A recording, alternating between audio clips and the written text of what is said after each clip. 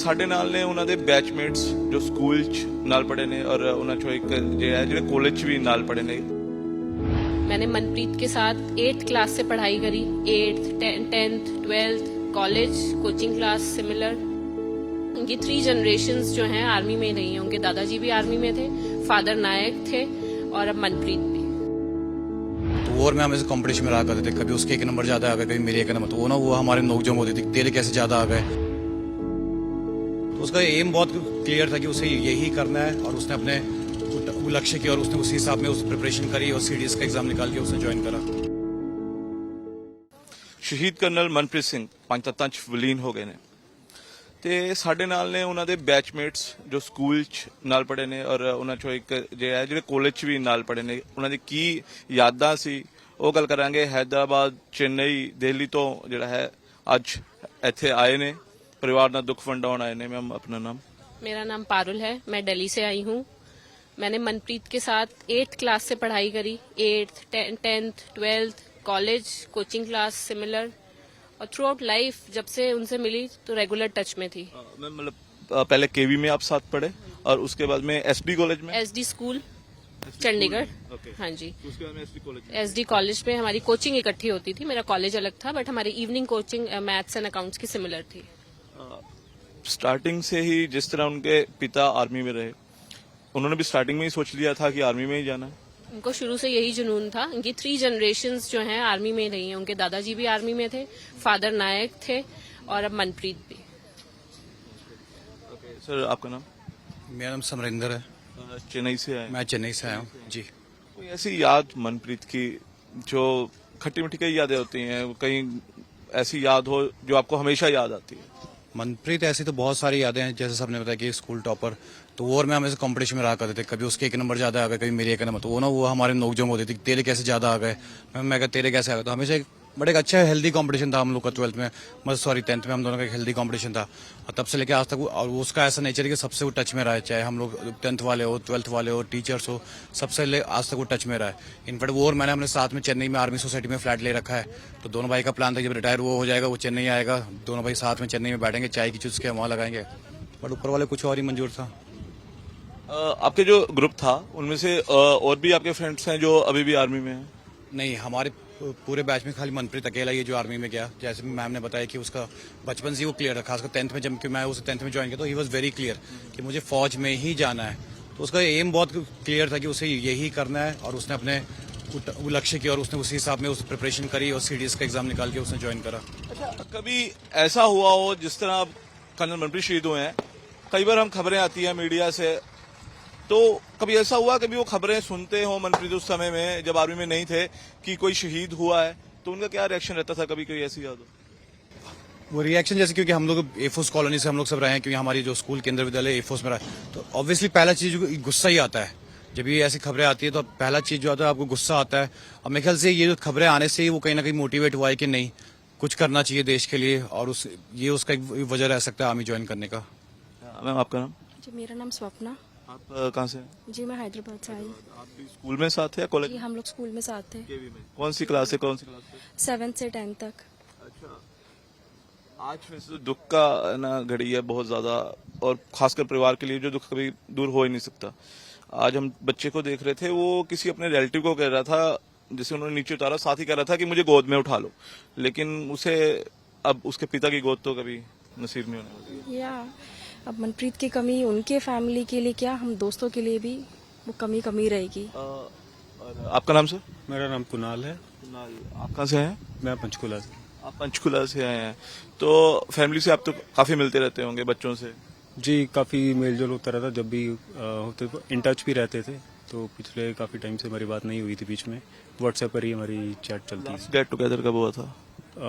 Last 2-3 साल पहले हुआ था उनके साथ जो में इंटरेक्ट। मिले थे हम लोग में मिले थे कश्मीर। कहाँ? कश्मीर में मिले थे विद फैमिलीज।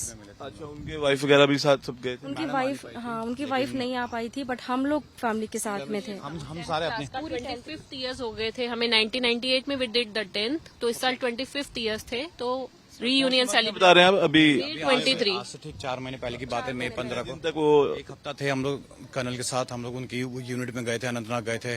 क्या क्या बातें की उस समय मनप्रीत? बातें वही बचपन की खट्टी मीठी यादें, सारे टीचर्स के बारे में, कैसे वो टीचर्स डांट पड़ती थी।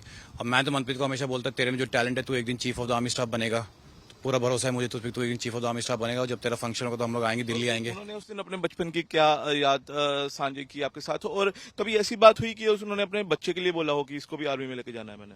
वो हमेशा उनका एक कबीर को इंटरेस्ट है, वो मनप्रीत ने बोला था, आई रिमेम्बर हिम टेलिंग कि जिस दिन ये सुबह नहीं उठता था तो इसको मनप्रीत बोलते थे चलो यूनिफॉर्म पहनना है, वो झट से उठ के तैयार हो जाता था।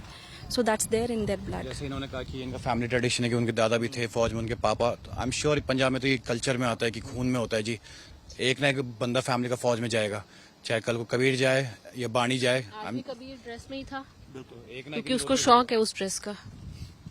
लोगों के मन में हम उनसे बातें कर रहे हैं ना, तो वो कह रहे हैं कि जैसे पहले भारत ने एयर स्ट्राइक की थी, कुछ ऐसा होना चाहिए, मुंह तोड़ जवाब देना चाहिए। चीज होता है कि हर ऐसी छोटी चीजों पे सरकार immediately reaction they, but I am sure कि मोदी गवर्नमेंट और जो आर्मी हेडक्वार्टर कुछ ना कुछ सोचेगा। बट बहुत चीजें होती है जो ऐसे पब्लिक में वो डिस्क्लोज नहीं कर सकते, वो क्या कर रहे हैं, क्या चाहिए, वो सब ऑपरेशनल इश्यूज होते हैं।